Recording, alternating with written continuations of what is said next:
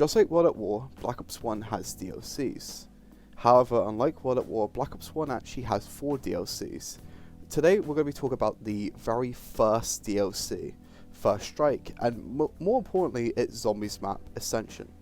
Now for me, Ascension is my absolute favourite map of all time. Yes, Ascension is my favourite map of all time, and I know this is going to probably shock some of you watching this video, because you're probably thinking, what did Ascension do to make you feel like this is your favourite map of all time? Well, there's a lot in Ascension that I just love, but if you want the real reason, it's very nostalgic based. Basically, Ascension was the first ever zombies map of mine where I got to round 20. When I was first starting off as a noob, as a shit zombies player, younger Josh got to round 20 in a public match of Ascension.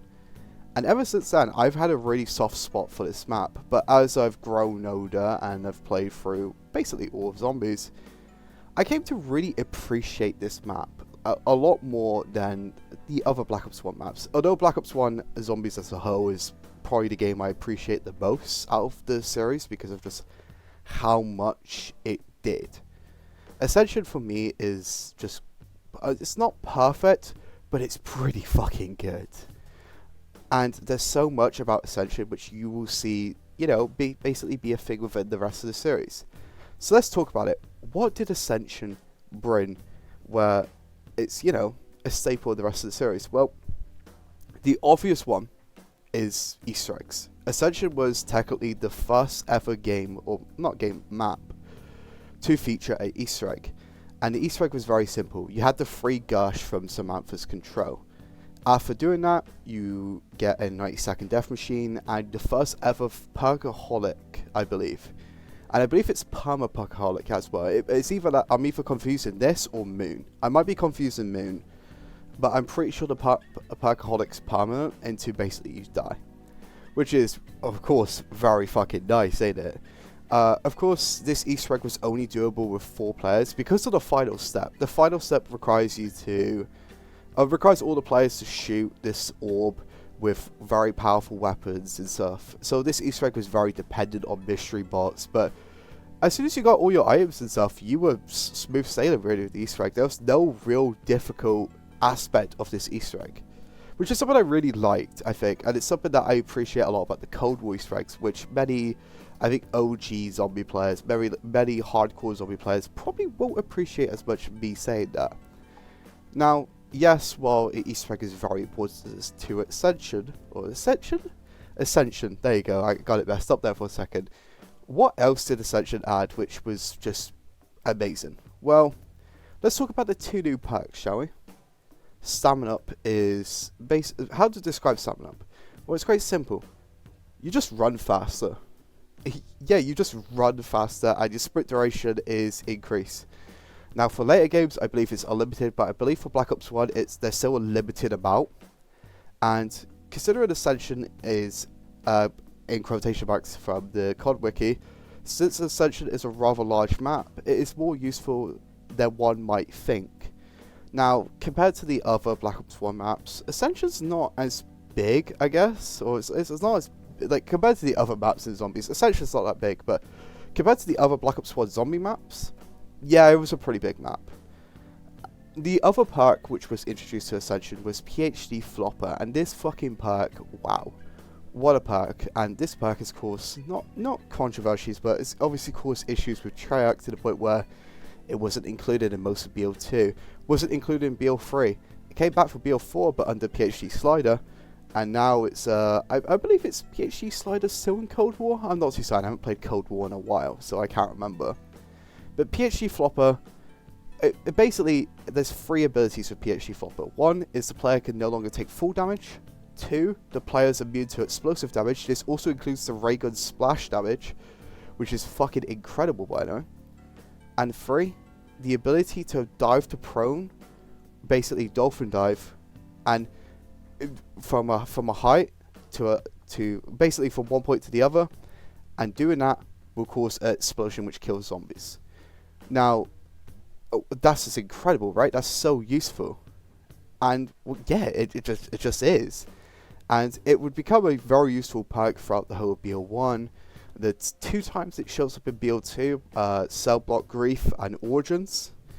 And PH4, it was basically one of the... PH4? Black Ops 4, fucking PH4. Black Ops 4 obviously being one of the very clutch perks when it comes to high round grinding. And Black Ops Cold War, well, it was just nice to have in Black Ops Cold War. Now, Ascension also added a new utility item, a new like tactical item, and that being the Makusha dolls. The Makusha dolls were very interesting, and they basically worked as kind of like an explosive grenade almost, which just it kind of works like batteries cluster grenades from Black Ops 4, where there's a one explosion and then there's another explosion, another explosion, another explosion over the place basically.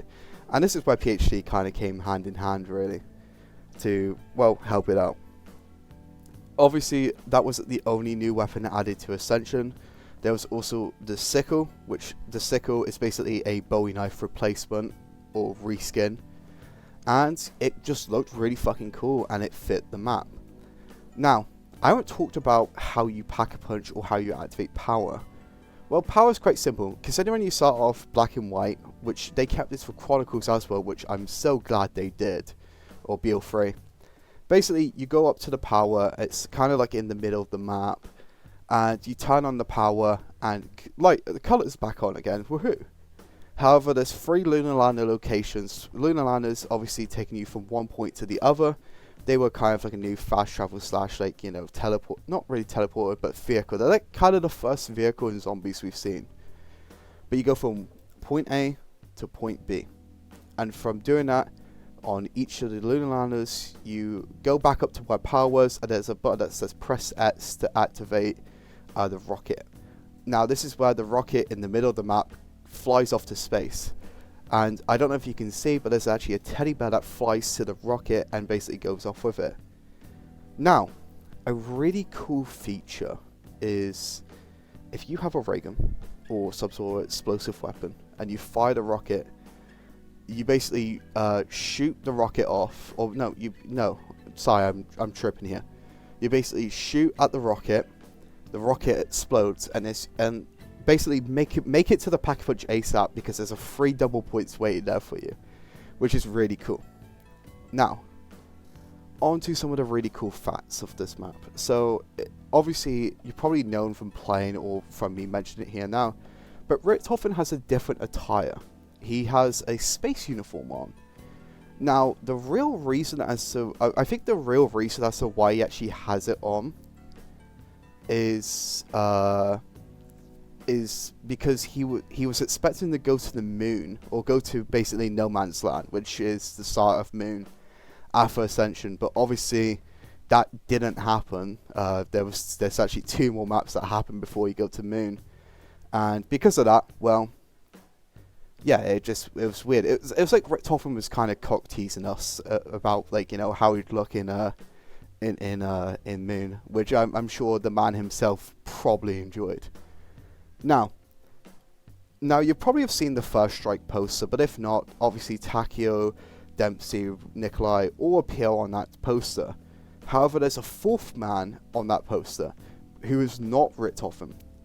Now, we had no clue, we as the community had no clue on who that actually was. However, the BO3 version of Zombie Chronicles actually mentioned that it was Dr.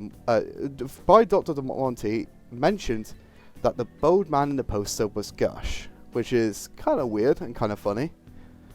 But you know what's kind of weird and kind of funny? The fact that I haven't mentioned the new boss enemy, or the new, you know, Hellhound's round.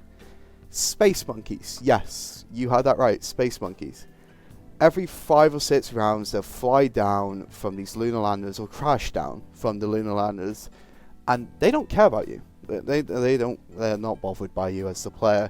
They're more bothered by your perks. Now, I've noticed that they only really tend to spawn in the round after you buy a perk.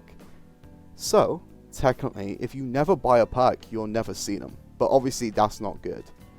So, as soon as you buy Jug or Crit Revive, or probably buy Jug after turning power on, they will appear and you have to basically shoot them. Because if they get on your perk and they spend enough time basically digging at your perk, the perk gets removed, which is obviously not useful for the likes of quick revive, right? Of course not. And of course Jug, because you gotta pay 2,500 points for Jug. But yeah, that's Ascension. Now, Ascension for me is a map that I fucking love. I love this map to bits because of just how much was added to this map, and how much this map is how much the features on this map basically shaped the future of zombies. Because if we had not had Easter eggs, if we had not had the likes of, you know, additional perks, like, it just wouldn't be as incredible, right? It wouldn't be as, like, imagine if, like, the rest of BO1 and the rest of BO2, you only had the OG 4 perks. That'd be shit, because you're stuck with the same 4 perks, whereas, you know, having Stamina Up and PhD Flopper into the mix, it added variety, it added, you know, combos that could work. Oh, you have Jug, Speed Cola, Quick Revive. Instead of getting double tap, get PhD. You know, especially if you're running the likes of Mustang and Sally or the Ray Gun, like, it was so nice to have. And I think Easter eggs, I mean, yeah, Easter eggs is the big one, and obviously is a fucking huge selling point for a part of the zombies community. Now, me personally, I just like zombies for zombies, but I will still do the Easter eggs for most maps. And yeah, you just need the Easter eggs because the Easter eggs were the story, basically. The story, and like I say, this is where the story started to kind of build up thanks to the Easter eggs and such. Ascension is just fucking incredible. Like, deep down, like, that's what I have to say. Ascension is an incredible map. Anyway, I'm gonna call it here for this video. Like I say, if you agree with me, comment below. If you disagree with me, also comment below. Obviously, I will try my best to respond to everybody, of course. You know how it be like. Anyway, make sure to like, comment, share, you know, the usual stuff. And well, I'll see you Muppets in the next one. Peace.